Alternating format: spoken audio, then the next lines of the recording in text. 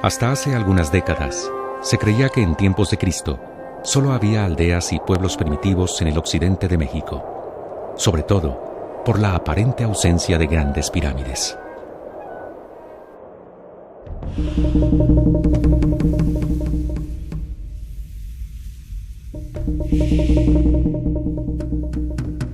Descubrimientos arqueológicos recientes demuestran que existió una antigua civilización en esta región.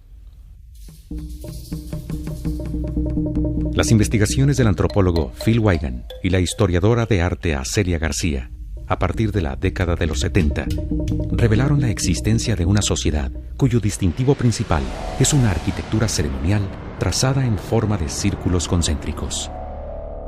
Los vestigios mostraban centros ceremoniales planeados y construidos a partir de una simbología circular, proyectada para comunicarse con sus dioses. El hallazgo sorprendió a los especialistas por ser completamente diferente a lo conocido en el resto de Mesoamérica y representa una aportación única en el repertorio mundial de arquitectura.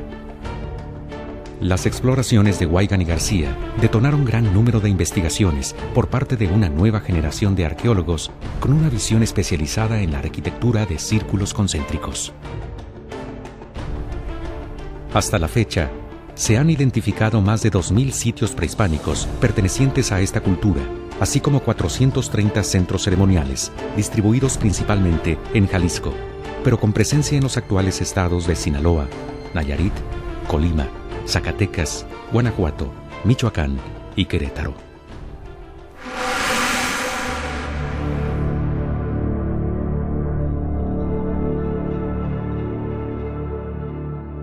Al parecer, fueron sucesores de una cultura que acostumbraba a construir profundas tumbas, a las cuales se ingresaba por un túnel vertical, conocido como tiro, por lo que se les conoce como tumbas de tiro. La longitud del tiro puede variar de una tumba a otra, desde 1 hasta 22 metros. Al final, pequeños pasillos comunican a las recámaras mortuorias, que van de 1 hasta 4 o 5 en el caso de las tumbas más profundas y complejas. A la descubierta en 1955, en Etzatlán, por Corona Núñez, se ingresaba por un tiro de 18 metros de profundidad.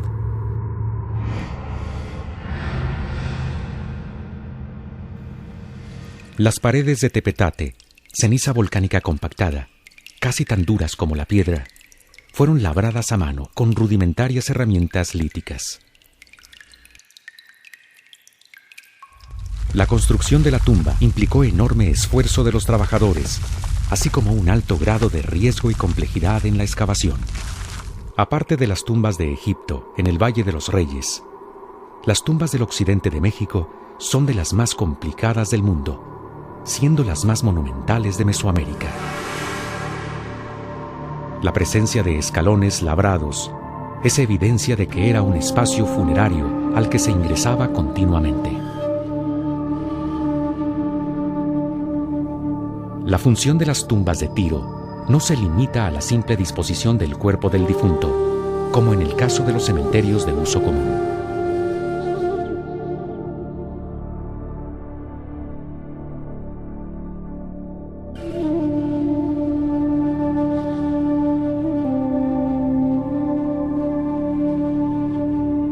El tiro es la puerta que daba acceso al difunto al mundo después de la muerte. Era el espacio ideal para rendir culto a los ancestros importantes. De esta forma, los descendientes vivos de linajes de alto rango legitimaban su posición social.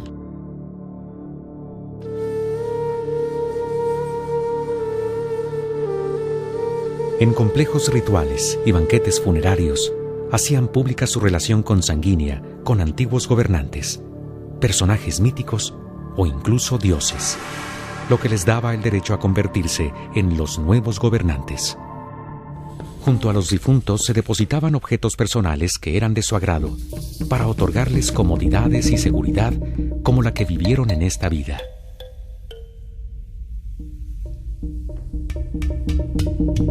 De entre todas las ofrendas funerarias, representaciones de antiguos dirigentes y deidades plasmadas en esculturas de barro son las que han cautivado la atención local e internacional. La calidad y nivel de detalle de estas figuras son excelente indicio de patrones de la vida antigua, como si fueran fotografías tomadas por los mismos indígenas, por lo que han sido objeto de numerosos estudios desde finales del siglo XIX hasta la actualidad. Las figuras muestran personajes de alto estatus, como caciques y sacerdotes, así como danzantes, guerreros, músicos y cargadores. Las maquetas muestran recintos ceremoniales en forma de círculos concéntricos. Nadie pensaba que al paso de los años se descubrirían los edificios reales con las excavaciones arqueológicas. En 1969, Weigand y García deciden explorar alrededor de las tumbas de Tiro con la meta de encontrar vestigios arquitectónicos de casas, aldeas o pueblos. A 45 kilómetros de la moderna ciudad de Guadalajara, se localizó el centro ceremonial de mayor importancia, en las inmediaciones del municipio de Teuchitlán. Si bien se desconoce su nombre original, por la cercanía geográfica con este poblado, Weigand y García denominaron a esta cultura como la tradición Teuchitlán. Fuimos a El Arenal en el municipio de Etzatlán y luego pues encontramos la tumba y de sorpresa vimos plataformas en un arreglo circular. Entonces, desde la primera salida del campo en 1969, supimos que las tumbas de Tiro monumentales estaban asociados con arquitectura de superficie. Pero Phil Weigand no fue el primero en reconocer este gran espacio ceremonial. Los campesinos e indígenas lo conocían desde siglos atrás, al cual denominaban Huachimontón, vocablo náhuatl que significa lugar cerrado. En 1999, con el apoyo del Colegio de Michoacán y la Secretaría de Cultura de Jalisco, se decidió empezar un extenso trabajo de excavaciones en el sitio arqueológico Huachimontón. La sorpresa fue que en un lapso relativamente corto de tiempo, tan solo 2 años, situaron en la zona Etzatlán-Teuchitlán 15 sitios diferentes, siendo algunos de ellos El Arenal, la Hacienda de San Sebastián, Agualulco, Las Iglesias, Saucillo y Laguna Colorada. En todos estos lugares se identificó el mismo patrón de círculos concéntricos. La tradición Teuchitlán tuvo su inicio desde tiempos tan tempranos como 1000 años antes de Cristo, caracterizado en esta fase inicial por tumbas de Tiro. Es entre 1000 a 300 años antes de Cristo cuando se empiezan a construir montículos funerarios de superficie de forma redonda ovalada, con diámetro de 28 a 30 metros. Pero es precisamente en el 350 a.C. cuando se generaliza el uso de un tipo de altares circulares. Estos acontecimientos señalan que estaba empezando a desarrollarse un área que dejó atrás a sus vecinos en el ritmo de cambio y complejidad. Iniciaba la tradición Teuchitlán.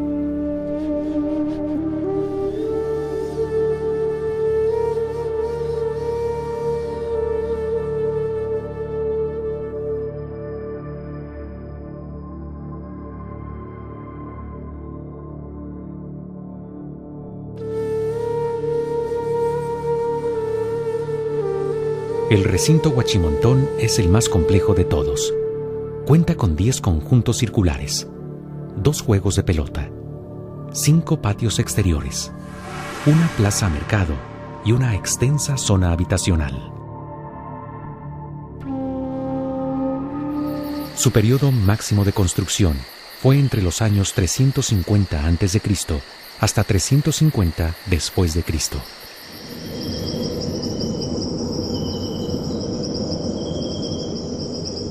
Tomando en cuenta las características arquitectónicas, así como un índice demográfico entre 25.000 y 40.000 personas aproximadamente, se consideró al sitio y su zona habitacional como centro rector de la tradición.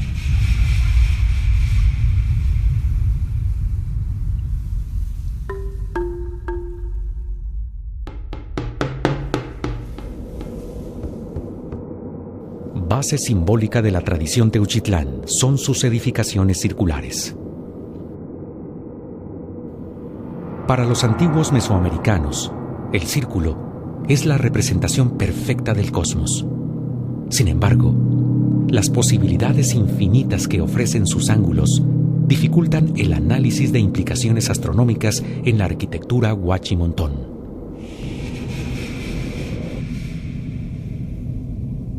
En la pirámide de la Iguana se observa claramente el patrón de círculos concéntricos. El altar central conforma un círculo. La orilla exterior del patio define otro. El último círculo sigue el trazo de la parte externa de la banqueta. Soportando todo está una estructura basal de 115 metros de diámetro. Sobre la banqueta se aprecian 10 plataformas. Maquetas encontradas en tumbas de Nayarit y Jalisco nos revelan la probable forma de los templos que tiempo atrás se erigían sobre ellas. Probablemente estaban dedicados a una deidad específica o al culto de ancestros de linajes poderosos, por lo que los arqueólogos consideran que entre más templos posea un recinto ceremonial, mayor es su área de influencia política.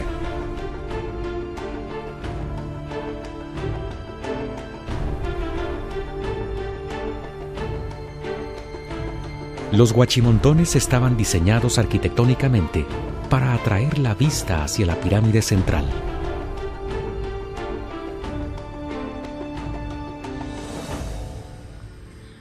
El montículo cuenta con 13 terrazas, así como una banqueta superior y altar con 4 escalones, sumando una altura total de 10 metros. En el interior había 4 edificios anteriores, que fueron encimándose uno sobre otro. En el centro estaba un pozo donde se sujetaba un poste para celebrar el ritual del volador, lo que constituye una de las pocas evidencias arqueológicas de este ceremonial de más de 2000 años de antigüedad. Se debe tomar en cuenta que este ceremonial duraba horas y que el descenso ocupaba los últimos 5 minutos. Lo que sí es posible observar son sacerdotes bailando de estómago o en pie en los palos de volador, como muestran las maquetas prehispánicas.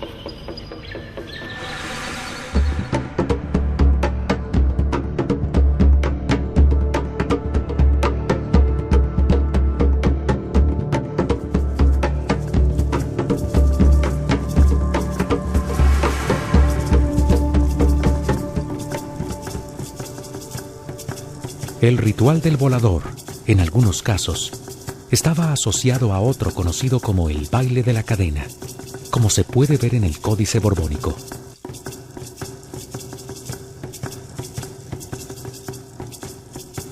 Las estatuillas muestran este ritual, donde cadenas de hombres, hombro con hombro, danzan al ritmo de la música en un patrón circular. Sin embargo, en otras líneas de investigación etnográfica, las costumbres rituales de los huicholes muestran hasta 5 cadenas, unas de hombres, otras de mujeres, y al centro un altar de fuego. De aquí surge la hipótesis de que en un gran círculo se formaran hasta 15 cadenas, con miles de danzantes alrededor de la pirámide central.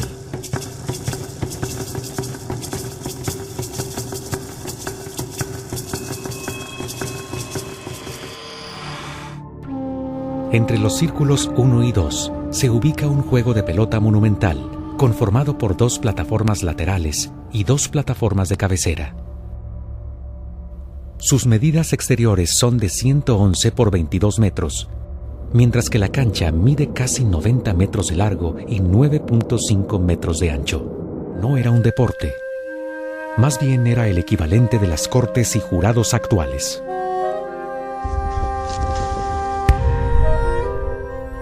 Cuando había un desacuerdo entre las partes, la forma universal y socialmente aceptada de resolverlo era consultar los designios de los dioses. Sabemos que este ritual podría durar desde el amanecer hasta el anochecer, marcando la diferencia entre el día y la noche. Este juego, de la variedad de cadera, no permite que la pelota toque ninguna otra parte del cuerpo.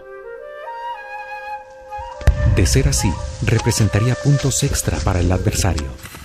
Se trata de un juego de pelota en forma de I latina, completamente cerrada y construida en una sola etapa. El primer juego del occidente mesoamericano con estas características. Eran un espacio donde asistían de diversas comunidades para prevenir, solucionar conflictos e intercambiar bienes.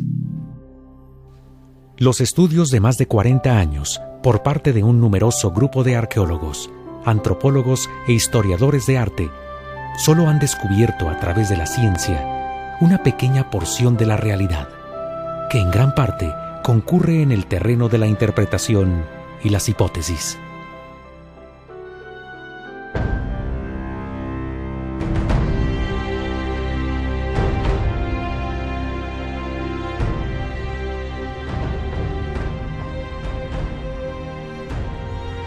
Lo que falta por investigar implica el trabajo de varias generaciones.